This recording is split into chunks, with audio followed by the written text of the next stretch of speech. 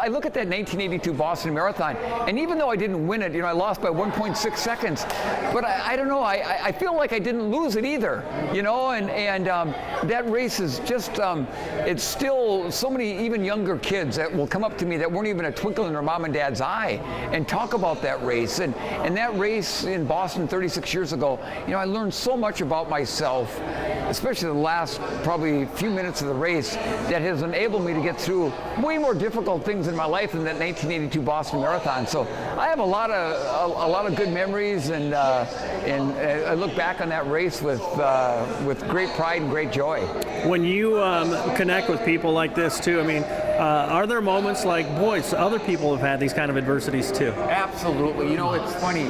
When I go out, like this morning, I spoke to the high school kids, and I had some kids come up to me afterwards, and one young lady in particular, she says, "Thank you so much. I needed to hear what you had to say today." Mm-hmm. And I've had some people come up to me this evening and say, "Wow, thank you so much. I needed that." So you never know who you're going to touch. Mm-hmm. And I feel like if I can share my story, some of them are funny, some of them are sad, some are in between, but if it can help somebody else get through maybe a particular problem they're having, then, mission accomplished. What has been the common thread that has sustained you through all that too, do you think? I think my faith, and to know that there's always light at the end of the tunnel. You might have to squint real hard to see it, but there's always that light at the end of the tunnel, and don't ever give up, and it's about having hope.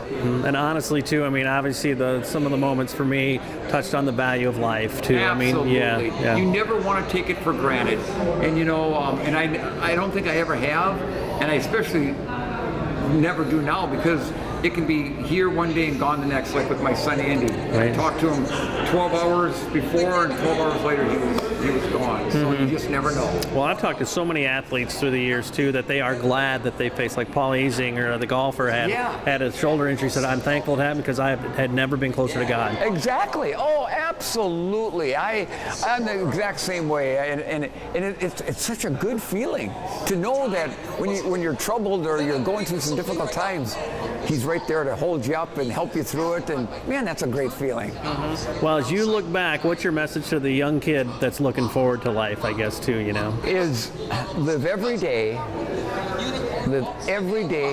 to the fullest, and don't ever take anything for granted, and never give up on your hopes and dreams to great success.